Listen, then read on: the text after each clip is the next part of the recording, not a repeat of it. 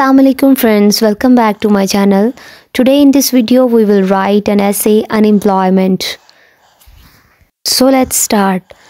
A person who does not have a work to earn his livelihood is called an unemployed person. एक शख्स जिसके पास रोज़ी कमाने के लिए कोई काम नहीं होता उसे बेरोज़गार शख्स कहते हैं. Unemployment is a universal problem. बेरोज़गारी एक आलमी मसला है. Everybody faces it. हर किसी को इसका सामना है. Even the developed countries like Britain and America faces it. हत्ता कि तरक्की याफ्ता ममालिक जैसे बरतानिया और अमेरिका को भी इसका सामना है. Unemployment exist at 2 levels in our country. बेरोज़गारी हमारे मुल्क में 2 सतहों पर मौजूद है. Are uneducated people who have no source of income in this country. ये अनपढ़ लोग हैं जिनका इस मुल्क में आमदनी का कोई ज़रिया नहीं. Unemployment also exists among the educated people. बेरोज़गारी पढ़े लिखे लोगों में भी मौजूद है. This is very dangerous in its results. इसके नताइज बहुत ख़तरनाक हैं.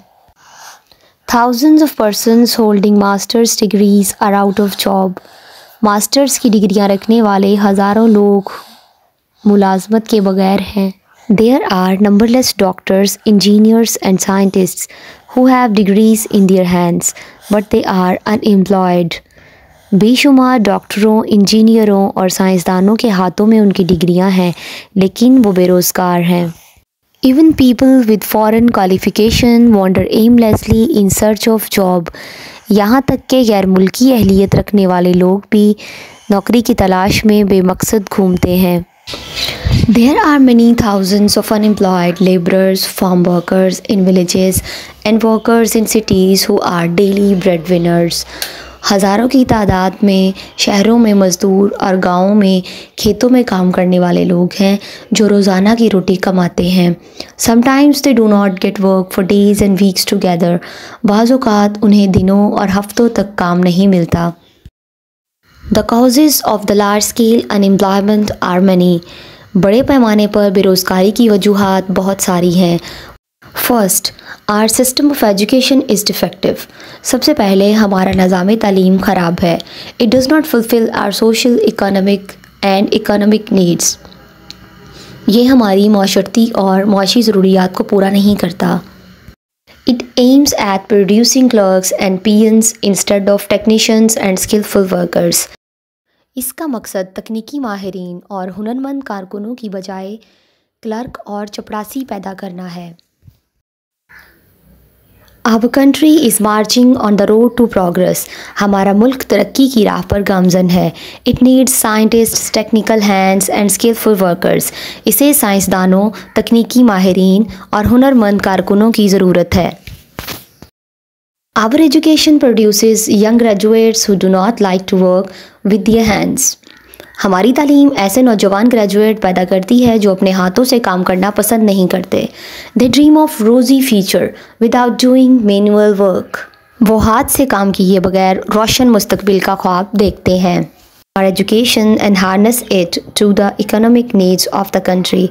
हमें अपना निज़ाम तालीम बदल कर मुल्क की मुआशी ज़रूरियात के मुताबिक बनाना चाहिए. Secondly, our country is not much advanced in industry. We have a few mills and industries.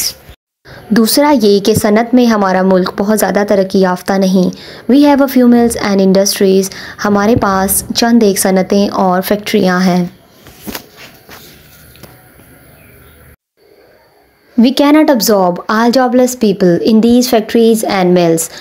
हम इन फैक्ट्रियों और मिलों में तमाम बेरोज़गार लोगों को जज़्ब नहीं कर सकते. Thirdly, the industry of the country is controlled by a few privileged people. तीसरा ये कि मुल्क की सनत चंद मराआत याफ्ता अफराद के ज़ेरे कंट्रोल है. They do not let others share their experience and capital. वो अपना सरमाया और तजर्बा दूसरों के साथ शेयर नहीं करते. If they make a little sacrifice, they can raise a network of industries in the country.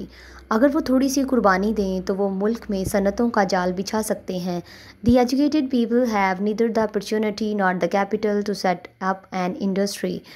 तालीम याफ्ता लोगों के पास ना तो मौक़े हैं और ना ही सरमाया कि वो सनत कायम कर सकें। The industrialists can give an incentive to the educated people to set up new factories and mills. सनतकार तालीम याफ्ता अफराद को नई फैक्ट्रियाँ और मिलें कायम करने के लिए मराआत दे सकते हैं। 4.3 Our population is increasing very fastly. चौथी बात ये कि हमारी आबादी बहुत तेज़ी से बढ़ रही है। It is very difficult to provide jobs to such a large number of people which increases every year. हर साल बहुत ज़्यादा तादाद में बढ़ती हुई आबादी को मुलाज़मतें मुहैया करना एक बहुत मुश्किल काम है। Our country is underdeveloped and its sources are limited. हमारा मुल्क पसमानदा है और इसके ज़राए महदूद हैं। This is sad state of affairs. ये अफसोसनाक सूरत हाल है। But this is a bitter reality. लेकिन ये एक तल्ख हकीकत है which we have to endure, जिसे ख़त्म करना होगा। The government should try to overcome the factors which led to unemployment. हुकूमत को इन अवामिल पर काबू पाने की कोशिश करनी चाहिए जो बेरोज़गारी का बायस बनते हैं।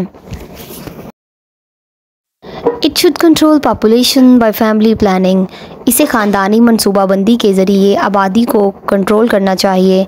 It should open new factories, offices, research centers, etc. इसे नई फैक्ट्रियाँ, दफातर और तहकीकी मराकज़ खोलने चाहिए। Where educated people can work, जहाँ तालीम याफ्ता लोग काम कर सकें। That's all from my side. Hope you like the video. So please don't forget to like, subscribe and share my video. Thanks for watching. See you in the next video. Till the next video, Allah Hafiz and take care.